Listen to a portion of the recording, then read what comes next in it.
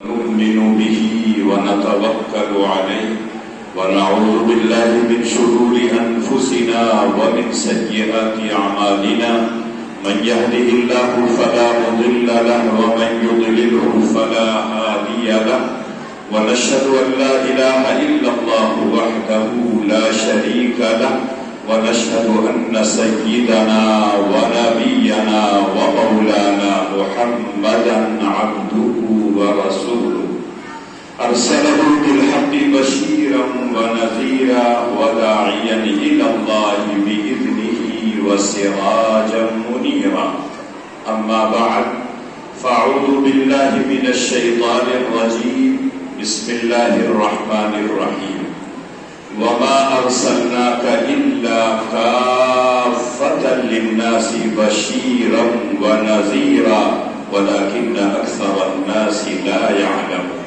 وقال فبما رحمة من الله لنت لهم ولو كنت فظا غليظ القلب لانفضوا من حولك فاعف عنهم واستغفر لهم وشاورهم في الأمر فإذا عزمت فتوكل على الله إن الله لا يحب المتوكلين وقال النبي صلى الله عليه وسلم لا يؤمن أحدكم حتى أكون أحب إليه من والده وولده والناس أجمعين أو كما قال عليه الصلاة والسلام.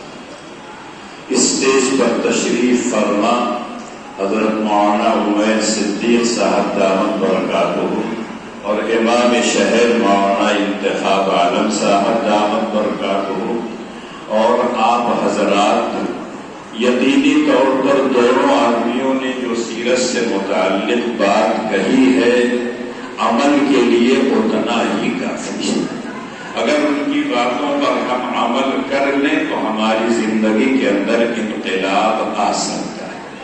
مولانا کا جو غم اور درد تھا جس کو انہوں نے اظہار کیا، یقیناً میرا بھی درد وہی کہ اللہ کے رسول صلی اللہ علیہ وسلم سے متعلق کوئی مجلس ہو، کوئی جلسہ ہو، اس میں یہ حالت ہو، یقیناً یہ بہت بڑا واقعہ ہے. میں تو اکثر جلسوں میں جاتا ہوں. عام طور پر اعظم گڑھ کا شہر جو ہے اچھی خاصی آبادی ہے. جامع مسجد میں پروگرام ہوتا ہے، ماشاءاللہ بھرا رہتا ہے، پورا حال بھی اور صحن بھی بھرا رہتا ہے.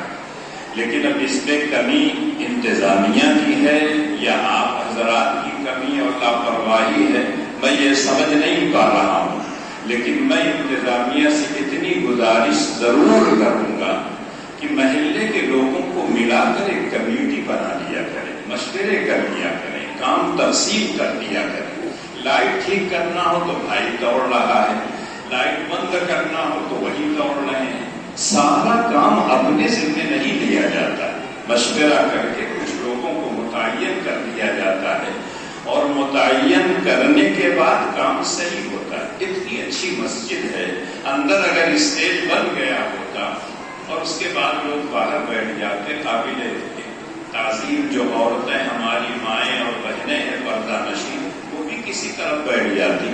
اتنا بڑا اسٹیج لگانے کی ضرورت نہیں تھی. اتنا اہتمام ہو اور اس کے بعد نتیجہ صفر ہو، یقینی طور پر افسوس ہوتا ہے. اور میں مولانا کی بات کی بالکل تائید کرتا ہوں، اس لیے کہ اللہ کے رسول سے متعلق کوئی جلسہ ہو، یہ نکڑ جلسہ نہیں ہے کہ چوراہے پہ کھڑے ہو گئے، 10 آدمی آئے، سنے چلے گئے. نبی اکرم صلی اللہ علیہ وسلم کی ذات سے جس جلسے کا تعلق ہو وہ جلسہ بہت عظیم ہوتا ہے، اس کے آداب بہت ہوتے ہیں. ان آداب کا خیال کرنا ہمیں بھی ضروری ہے اور جو لوگ جلسہ کراتے ہیں ان کو بھی کرنا چاہیے. جو لوگ بیٹھے ہوئے ہیں، مولانا بھی بہت مصروف آدمی ہیں، امام صاحب بھی مصروف آدمی ہیں. میں اپنے آپ کہتا ہوں میں بھی ایک استاد ہوں، مجھ کو پڑھنا پڑھانا رہتا ہے. لیکن آپ یقین نہیں کریں گے، پہلے ایک مرتبہ آئے تو کہا 7 کو جلسہ، میں نے کہا خالی نہیں. دوسری مرتبہ کہا 14 خود سے رکھ لیا، اس سے مشورہ بھی نہیں کیا. اس کے بعد کہہ رہے ہیں کہ 14. میں نے کہا میں خالی نہیں ہوں. تو کہنے اچھا کوئی اور تاریخ دے دیجیے. تو میں نے کہا اس کے بعد والا ہفتہ لے لیجیے. کون اور آئے گا ابھی کچھ پتا نہیں. کبھی کہتے فلاح کے کوئی استاد رہیں گے, کبھی دونوں آدمیوں کا نام لیتے, لیکن کوئی اطلاع نہیں. آج میں نے ظہر کے بعد فون کیا کہ ابھی ہے جلسہ ولسہ, کچھ اشتہار چھپا ہے, تب میرے پاس کا اشتہار بھیجے ہیں اور دعوت نامہ بھیجے. اگر یہی حال سب کا رہا ہو تو سب کے پاس کیا ہے, عذر ہے, کہہ سکتا ہے. مغرب کے بعد جلسہ شروع ہونے والا ہے فوراً. اور میں نے پوچھا کب آئیں گے, تو کہا مغرب کی نماز پڑھ کے. نماز میں نے اپنے یہاں پڑھا, تقریباً 15-20 منٹ میں انتظار میں بیٹھا رہا. اور دنیا جانتی ہے الانتظار اشد من الموت. کسی چیز کا جب انتظار ہوتا ہے تو آدمی الجھن میں مبتلا رہتا ہے. اور جب یہاں آئے تو اس کے بعد کہنا چلیے پانی پینے کے لیے. مجمع یہاں بیٹھا ہوا ہے, اس سے پورا خالی ہے, جو آیا ہے اس کو بھی آپ ہٹا رہے ہیں. تو تھوڑا سا آپ اہتمام اس کا کیجیے. جب جلسہ سیرت النبی کیجیے, کوئی جلسہ کیجیے, اللہ کے گھر میں کیجیے, لوگوں کو بلائیے, تو اس کا اہتمام کیجیے. اور جب اہتمام آپ کریں گے تو جو لوگ آئیں گے یقینی طور پر سن کے جائیں گے اور اس کے مطابق وہ عمل بھی کریں گے. مجمع زیادہ ہو کم ہو اس سے کوئی بحث نہیں. مولانا اسماعیل شہید رحمۃ اللہ علیہ کا نام آپ لوگوں نے سنا ہوگا. جامع مسجد میں وہ جمعہ کے روز بیان ہوتا تھا. ایک جمعہ کو مولانا اسماعیل شہید رحمۃ اللہ علیہ بیان سے فارغ ہو گئے, نماز ہو گئی, سیڑھیوں سے اتر رہے تھے تو ایک دیہاتی بھاگتا دوڑتا ہانپتا ہوا ہے اور کہا اسماعیل صاحب کا بیان ختم ہو گیا, میں تو اسی کو سننے کے لیے آیا تھا, اب کیا کروں. مولانا اسماعیل شہید رحمۃ اللہ علیہ نے یہ نہیں کہا کہ میں ہوں اسماعیل, کہا گھبراؤ مت, چلو تم بیٹھو. اور اس کو بیٹھا کے پوری تقریر جو سارے لوگوں کے سامنے کیا تھا اس ایک آدمی کے سامنے انہوں نے کیا. لوگوں نے پوچھا حضرت پوری تقریر آپ نے مجمع کے سامنے کیا تھا, پھر ایک شخص کے لیے آپ نے دوبارہ پوری تقریر دہرائی. کہا ہو سکتا ہے کہ طلب صادق لے کے یہی آیا اور جو مجمع آیا تھا اس کے پاس طلب صادق نہیں تھا. اگر یہ شخص میری باتوں کو سن کر دل میں بیٹھا لے, اس کے مطابق اپنی زندگی کو ڈھال دے, ان باتوں کو لوگوں تک پہنچا دے, تو میں سمجھوں گا کہ میں بہت کامیاب آیا. تو اس لیے مجمع اہم نہیں ہوتا ہے, لیکن جو مجمع آئے وہ تو سننے کے لیے تیار ہو. اگر انتظام صحیح ہوتا, لائٹ وہاں جل رہی ہے, باقاعدہ کیڑے گر رہے ہیں, اب جو آدمی بیٹھا ہے بھاگ رہا ہے ادھر, اور جو لوگ بیٹھے ہیں بار بار جھاڑ رہے ہیں, ادھر بھی چل رہی تھی لائٹ, کیڑے آ رہے تھے, میں نے بند کروایا تو تھوڑا سا عافیت ہو. لیکن میں آپ سے کہنا چاہتا ہوں کہ یہ جلسہ سیرت ہے, اس کے آداب ہیں اور اتنے آداب ہیں کہ اس کو آپ شمار نہیں کر سکتے. اس لیے کہ وہ نبی جس کو اللہ نے رحمت للعالمین بنا کے بھیجا, جس کو اللہ نے سارے جہان کے لیے ہمیشہ کے لیے نبی بنا کے بھیجا ہو, اس کے بعد کوئی اور نبی آنے والا نہیں ہے. لیکن جب قرآن کریم کو آپ پڑھیے تو اندازہ ہوتا ہے کہ اللہ جل شانہ نے اپنے اس نبی کو ہمارے لیے اسوہ اور نمونہ کیوں بنایا. یقینی طور پر آپ قرآن کو پڑھیے تو حضرت موسیٰ اور ہارون یہ اللہ کے نبی اور رسول ہیں. فرعون اور اس کی قوم کے پاس جب اللہ کا پیغام لے کے گئے تو ان لوگوں نے پوچھا تھا فما ربکما, اے موسیٰ اور ہارون تمہارا پروردگار کون ہے؟ تو حضرت موسیٰ نے جواب دیا تھا ربنا الذی اعطی کل شیء خلقہ ثم ہدی, ہمارا پروردگار وہ ہے جس نے ساری چیزوں کو پیدا کیا ہے اور ساری چیزوں کو پیدا کرنے کے بعد جس مقصد کے لیے اس کو پیدا کیا ہے اس کی رہنمائی اللہ نے کی. مرغی کے انڈے سے بچہ نکلتا ہے, کس اسکول میں جاتا ہے پڑھنے کے لیے کہ کیسے چلیں گے, کیسے اپنا دانا چگیں گے.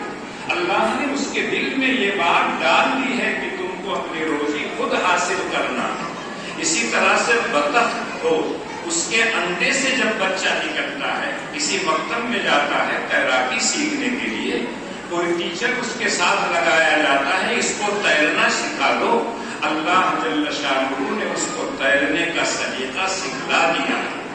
انسان کو اللہ نے پیدا کیا، یقینی طور پر انسان اللہ کی اشرف المخلوق ہے، مسجود ملائکہ ہے، خلیفۃ اللہ ہے۔ اگر اس انسان کے لیے اللہ نے اتنی بڑی کائنات کو بنایا ہے، آسمان، زمین، چاند، ستارے، یہ تمام چیزیں انسانوں کے لیے بنائی گئی ہیں۔ انسان اس کائنات کا مخدوم ہے، پوری کائنات اس کی خادم ہے۔ اگر اللہ نے اس کے جینے کے لیے، اس کے رہنے کے لیے، اس کے آرام کے لیے، اس کے سکون کے لیے اتنی بڑی کائنات پیدا کیا ہو، تو کیا اللہ اس کو روحانی ترقی کے لیے، صحیح راستے پر چلنے کے لیے، غلط راستے سے ہٹانے کے لیے، کیا اللہ جل شانہ نے کوئی انتظام نہیں کیا ہے؟ قرآن کریم کو پڑھیے، اللہ کہتے ہیں وَإِن مِّنْ أُمَّةٍ إِلَّا خَلَا فِيهَا نَذِيرٌ، کوئی امت ایسی دنیا میں نہیں آئی ہے جس میں کوئی ڈرانے والا نہ آیا۔ لِكُلِّ قَوْمٍ ہَادٍ، ہر قوم کے لیے کوئی نہ کوئی ہادی آیا ہے، کوئی نہ کوئی رہبر اور رہنما آیا ہے۔ جب قرآن کریم میں ان نبیوں کا تذکرہ پڑھیے جہاں سلسلہ وار تذکرہ آتا ہے، تو اللہ کہیں کہتے ہیں وَلَقَدْ أَرْسَلْنَا نُوحًا إِلَىٰ قَوْمِهِ وَإِلَىٰ عَادٍ أَخَاهُمْ هُودًا وَإِلَىٰ ثَمُودَ أَخَاهُمْ صَالِحًا وَإِلَىٰ مَدْيَنَ أَخَاهُمْ شُعَيْبًا۔ جتنے انبیاء آئے ہیں جب ان کا تذکرہ اللہ کرتے ہیں تو کہتے ہیں اپنی قوم کی طرف ان کو میں نے نبی بنا کے بھیجا۔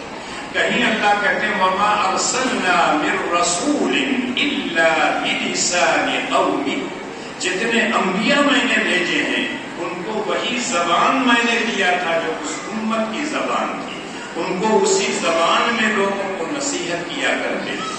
لیکن جب تاجدار مدینہ سرکار دو عالم صلی اللہ علیہ وسلم کا تذکرہ آتا ہے تو کہیں اللہ کہتے ہیں وَمَا أَرْسَلْنَاكَ إِلَّا رَحْمَةً لِّلْعَالَمِينَ، رحمتاً للمسلمین نہیں کہا ہے، رحمتاً للعرب نہیں کہا، للعجم نہیں کہا، علاقے کی خصوصیت نہیں بیان کی، بلکہ کہا کہ سارے جہان کے لیے رحمت بنا کے بھیجا ہے۔ مردہ ہوں، زندہ ہوں، مرد ہوں، عورت ہوں، پڑھے لکھے لوگ ہوں، کم پڑھے لکھے لوگ ہوں، سارے لوگوں کے لیے اللہ نے ان کو رحمت بنا کے بھیجی۔ کہیں اللہ کہتے ہیں وَمَا أَرْسَلْنَاكَ إِلَّا كَافَّةً لِلنَّاسِ بَشِيرًا وَنَذِيرًا، اے نبی ہم نے آپ کو سارے جہان کے لیے بشیر اور نذیر بنا کے بھیجا ہے۔ آپ اللہ کی رحمتوں کی بشارت اور خوشخبری سنائیے، اللہ کے جہنم سے، اللہ کے عذاب سے لوگوں کو ڈرائیے۔ کہیں اللہ خود کہلواتے ہیں اپنے نبی سے، کہیے قل یا ایھا الناس انی رسول اللہ الیکم۔ جتنے انبیاء آئے ہیں سب کا دین مشترک تھا۔ دین کی بنیاد تین چیزیں ہیں، توحید، رسالت، آخرت۔ یہ تمام نبیوں کی تعلیمات کا مشترک حصہ ہے، لیکن جس دور میں جو نبی آیا ہے، جو وہاں کی ضروریات تھی، اس کے مطابق اللہ جل شانہ نے اس کو حکم دیا ہے، جس کو ہم آپ شریعت کہتے ہیں۔ شریعت سب کی الگ ہے، لیکن دین جو ہے سب کا الگ ہے۔ جو دین حضرت آدم لے کے آئے تھے، اسی دین کی تعلیمات حضرت نوح کو بھی دی گئی، حضرت زکریا کو بھی، حضرت عیسیٰ کو، حضرت موسیٰ کو۔ تاجدار مدینہ سرکار دو عالم صلی اللہ علیہ وسلم جب دنیا میں آئے تو اسی دین کی تکمیل آپ کے ہاتھوں ہوئی۔ اليوم اکملت لکم دینکم واتممت علیکم نعمتی ورضیت لکم الاسلام دینا۔ اللہ کہتے ہیں میں نے مکمل کر دیا، کہیں کمی اور زیادتی کی کوئی گنجائش نہیں ہے، حذف و اضافہ کی گنجائش نہیں ہے۔ اللہ نے ہمارے لیے اس دین کو پسند کر لیا ہے، اب ہم کو اور آپ کو صرف یہ کرنا ہے جو دین محفوظ شکل میں ہمارے پاس آیا ہے اس کو ہم بھی صدق دل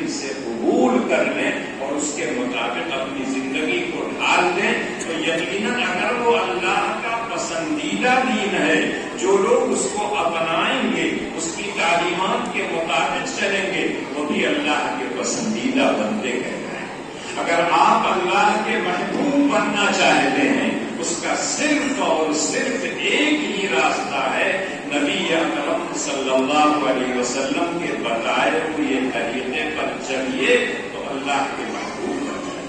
یہ بات میں نہیں کہتا ہوں، قرآن میں ہم اور آپ سورہ فاتحہ میں دعا پڑھیں، اہدنا الصراط المستقیم، اے اللہ ہمیں صحیح راستے کی، صراط مستقیم کی رہنمائی کر، ہمیں سیدھا راستہ دکھا۔ سیدھا راستہ کون ہے؟